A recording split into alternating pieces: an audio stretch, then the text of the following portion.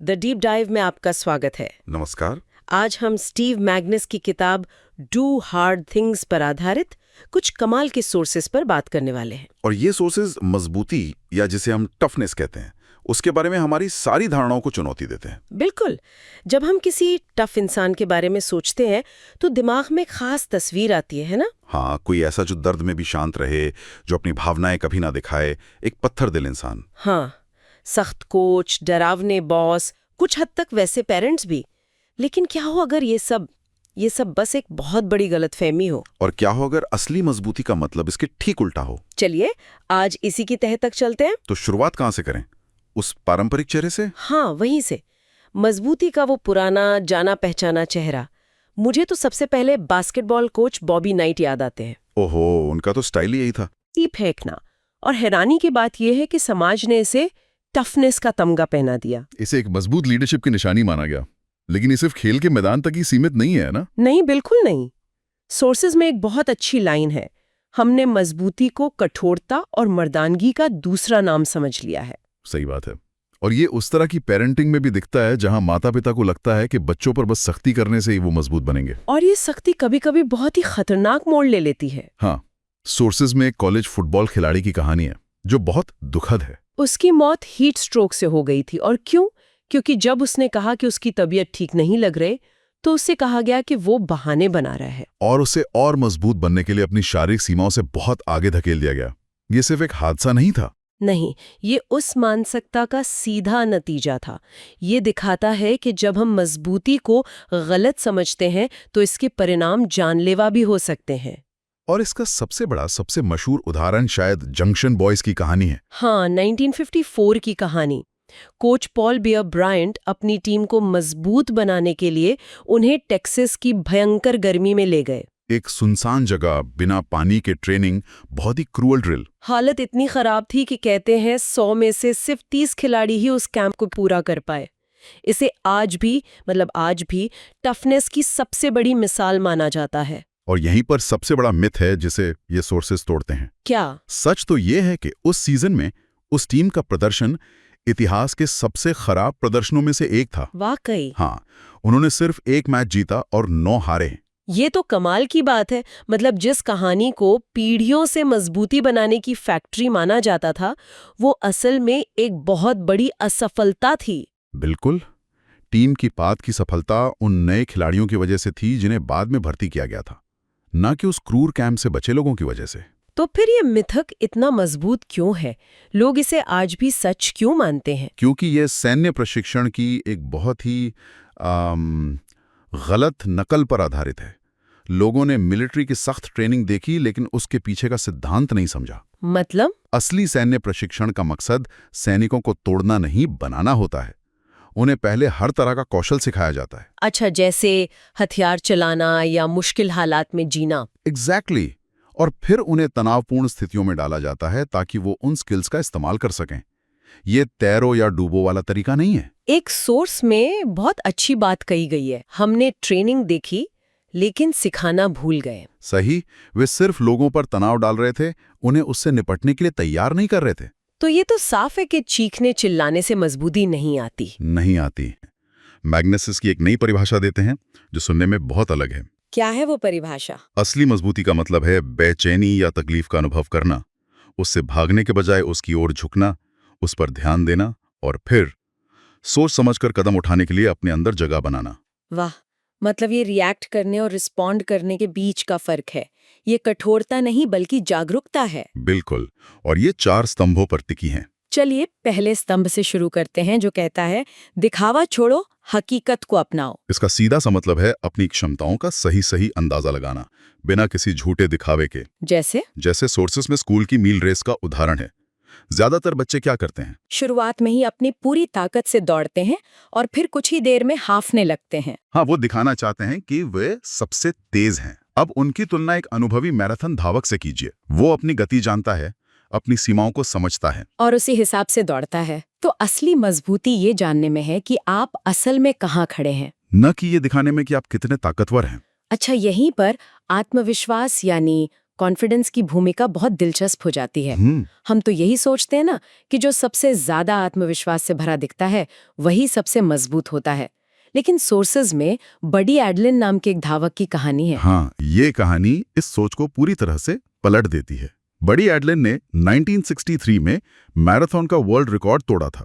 तो वो तो दुनिया के सबसे आत्मविश्वासी इंसान होंगे, है ना? यही लगता है। लेकिन सच ये था कि वो अंदर से बहुत असुरक्षित थे। उन्हें हमेशा डर लगा रहता था कि अगर उन्होंने एक दिन भी ट्रेनिंग नहीं की तो वे सब कुछ खो देंगे। वो लगातार खुद को साबित करने के दबाव में जीते थे।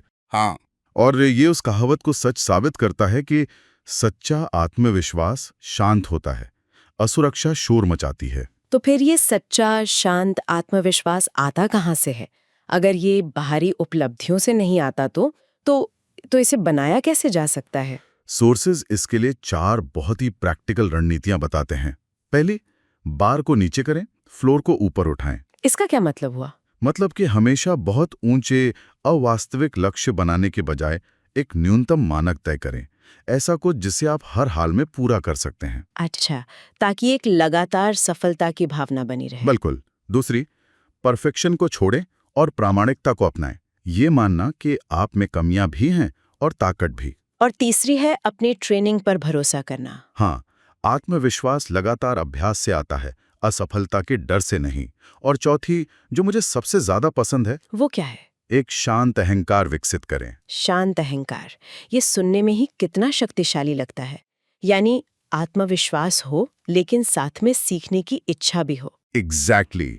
और ये मुझे एक और आइडिया से जुड़ता है, कंट्रोल, यानी अपने फैसले खुद लेने की आजादी। ऑटोनॉमी। इसके लिए सोर्सेज में मार्टिन सेलिगमैन के कुत्तों पर किए गए क्लासिक प्रयोगों का जिक्र है ना? हाँ, सीखी हुई लाचारी का सिद्धांत। उन प्रयोगों में जब कुत्तों को ये महसूस कराया गया कि वो बिजली के झटकों को कंट्रोल नहीं कर सकते, तो उन्होंने कोशिश करना ही बंद कर दिया। यहाँ तक कि जब बाद में उन्हें भागने का मौका दिया गया तब भी वे वहीं पड़े रहे।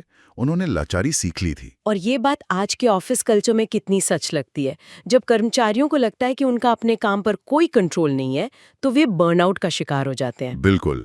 आपको काम नहीं थकाता, कंट्रोल की कमी थकाती है। तो असली मजबूती का एक हिस्सा ये भी है कि आपके पास फैसले लेने की ताकत हो, ये जानने की ताकत कि कब डटे रहना है और कब छोड़ देना है। तो ठीक है, ये तो हुई बाहरी दुनिया की बात, लेकिन उस लड़ाई का क्या जो हमारे दिमाग के अंदर चलती है, वो आवाज जो हमें कहती है तुम नहीं कर सकती।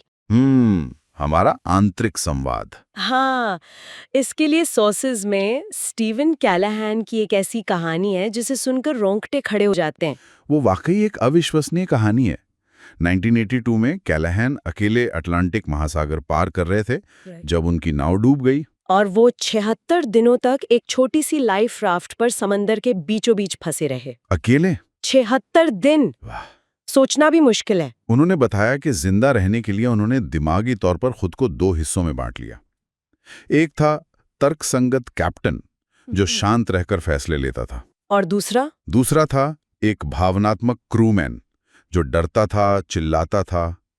कैप्टन लगातार क्रूमैन को शांत करता था और उसे काम पर लगाए रखता था।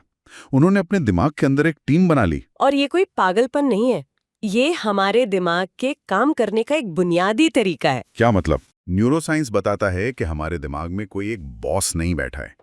असल में ये एक कमेटी मीटिंग की तरह है जहां अलग अलग हिस्से, एक डरता है, एक को भूख लगी है, सब अपनी बात मनवाने की कोशिश कर रहे हैं। इन्हें उपस्वयं कहते हैं। हाँ, कैलाहैन ने बस अपनी इस भीतरी कमेटी को मैनेज करना सीख लिया था। तो अगर हम सबके अंदर एक ऐसी कमेटी चल रही है तो उसे मैनेज करने का सबसे अच्छा तरीका क्या है? एक बहुत ही ताकतवर तरीका है जिसे डिस्टेंस्ड सेल्फ टॉक कहते हैं। यानी खुद से दूरी बनाकर बात करना। बिल्कुल। मैं ये नहीं कर सकती कहने के बजाय अपने आप से तीसरे व्यक्ति में बात करना।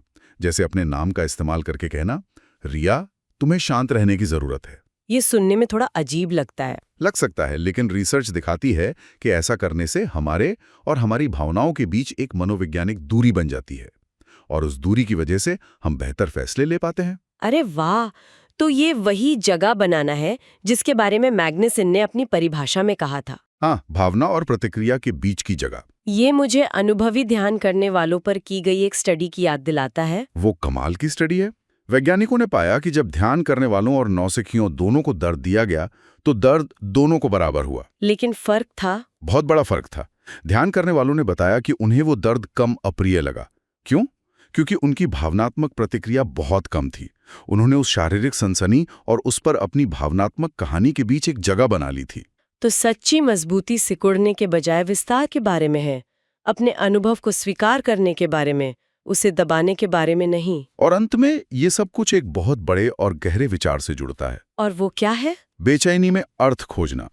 और यहाँ विक्टर फ्रैंकल का अनुभव, जो एक नाजी यातना शिविर से जिंदा बचे थे, बहुत मायने रखता है। उन्होंने लिखा था कि शिविरों में जिन लोगों के पास जीने का कोई मकसद या अर्थ था, चाहे वो अपने परिवार से दोबारा मिलना हो या कोई अधूरा काम पूरा करना हो, उनके जिंदा रहने की संभावना कहीं ज्यादा थी। फ्रैंकल ने कहा था कि अगर आपकी पीड़ा का कोई अर्थ है तो उसे सहना भी एक उपलब्धि हो सकती है। ये बेचैनी को देखने का नजरिया ही बदल देता है। ये कोई ऐसी चीज नहीं है जिससे हर हाल में बचना है, बल्कि ये एक ऐसी चीज है जिसमें विकास की, कुछ सीखने की संभावना छिपी हो सकती है। बिल्कुल। इसका मतलब ये नहीं है कि आप खुद के लिए तकलीफ खोजें। इसका मतलब है कि जब तकलीफ आपकी जिंदगी में आए, और वो आएगी ही, तो आप उसे एक मकसद दे सकते हैं। और शायद यही मजबूती का सबसे ऊंचा स्तर है। शायद यही है। तो इस पूरी चर्चा को अगर हम समेटें तो हम कह सकते हैं कि असली मजबूती सख्त दिखने या दर्द को दबाने के बारे में बिल्कुल नहीं है। ये एक आंतरिक कौशल है। ये आत्म जागरूकता, अपनी हकीकत को स्वीकार करने, अपनी भावनाओं को मैनेज करने और मुश्किलों में कोई गहरा अर्थ खोजने की क्षमता है। बिल्कुल। यहाँ हम एक विचार छोड़ जाते हैं जिस पर चिंतन किया जा सकता है। इन सभी सोर्सेस से ये साफ है कि सच्ची मजबूती के लिए भेद्यता यानी वल्नरेबिलिटी की जरूरत होती है, अपनी कमियों और डर को स्वीकार करने की हिम्मत। तो सोचने वाला सवाल ये है, ताकत की हमारी इस तलाश में क्या ऐसा हो सकता है कि जिन क्षणों में हम सबसे कमजोर और सबसे टूटा हुआ महसूस करते हैं, वे वास्तव में सच्ची, स्थायी मजबूती बनाने के हमारे सबसे बड़े अवसर हों?